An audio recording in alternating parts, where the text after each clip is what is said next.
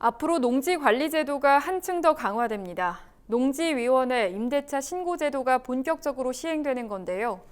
농림축산식품부는 18일부터 농지를 취득하려면 지자체에 설치된 농지위원회 심의를 반드시 거쳐야 한다고 설명했습니다. 김진희 기자입니다.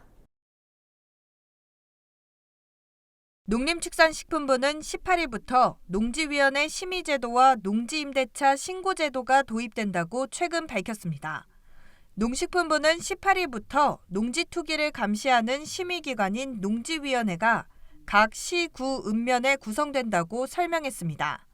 지금까진 지자체 공무원이 농지 취득 자격을 심사하고 있는데 관리 소홀 등의 문제가 발생하면서 지역 농업인, 전문가 등이 참여하는 위원회를 구성토록 한 겁니다.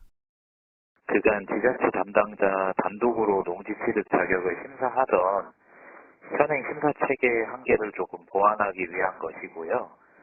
농지 취득 심사 과정에서 지자체의 판단을 돕는 자문기관의 역할을 수행하기 위해 농지 취득 심사 체계를 조금 더 강화하고자 도입을 하게 됐고요.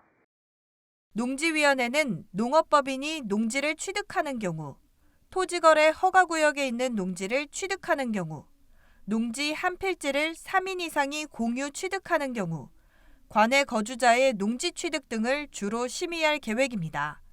농지법에 따라 투기 우려 지역 등 농지 취득 심사를 할 때는 농지위원회 심사를 반드시 거쳐야만 합니다. 농지 임대차 신고제도는 소유자 또는 임차인이 농지 임대차 계약을 체결, 변경, 해제하는 경우와 농지에 농막, 축사 등 시설을 설치하는 경우 등을 대상으로 합니다. 해당 사유가 발생한 날로부터 60일 이내에 농지 소재지 관할 행정청에 농지대장 변경을 반드시 신청해야 합니다. 변경 신청을 하지 않거나 거짓으로 신청한 경우에는 그 위반 횟수에 따라 100만 원에서 최고 500만 원의 과태료가 부과됩니다.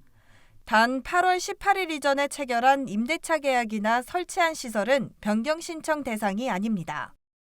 농지 임대차 정보의 경우에는 사적 계약에 기반하다 보니까 지자체가 직권으로 조사하고 파악하는 데 한계가 있어 왔고요.